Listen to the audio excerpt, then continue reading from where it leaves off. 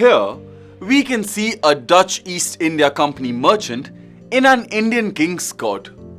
The merchant is trying his best to close a lucrative trade deal. Until Your Majesty, so you just need to sign here to complete the trade deal. Your Majesty, why don't you sign a trade deal with us, the British, the greatest country in the world? Your Majesty, please pay no heed to this pompous fellow. Pompous? Are you jealous because your country is ruled by governors and not a monarch? Oh, please. Are you jealous that the British are no match for Dutch ships or men? Your Majesty, you will certainly benefit so much more from trading with us.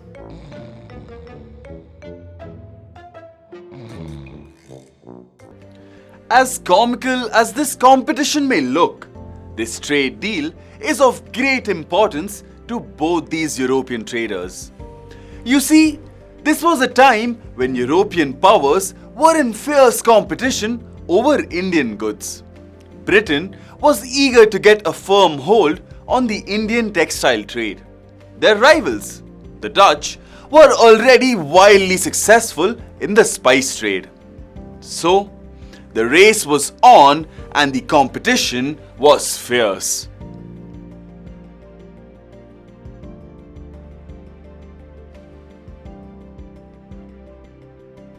In the early 18th century, Indian textiles were in high demand all across Europe.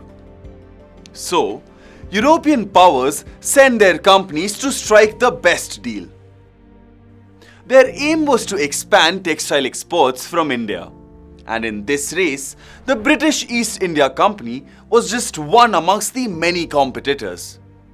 The British East India Company officials frequently struggled to ensure a steady supply of goods to export.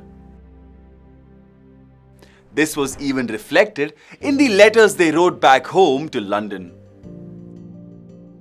They frequently lamented about the difficulty of finding a steady supply of textiles. In addition, their prices were often very high.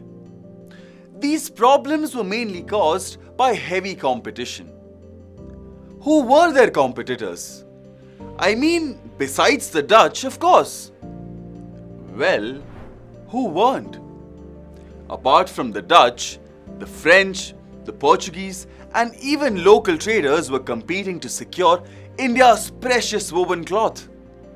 On the other side of the equation, the Indian textile industry was flourishing. Plenty of eager European buyers and local traders gave the weavers and supply merchants plenty of leverage. This means that they could bargain for a good price and sell their goods to the best buyer. However, this golden age of the Indian textile industry wouldn't last much longer.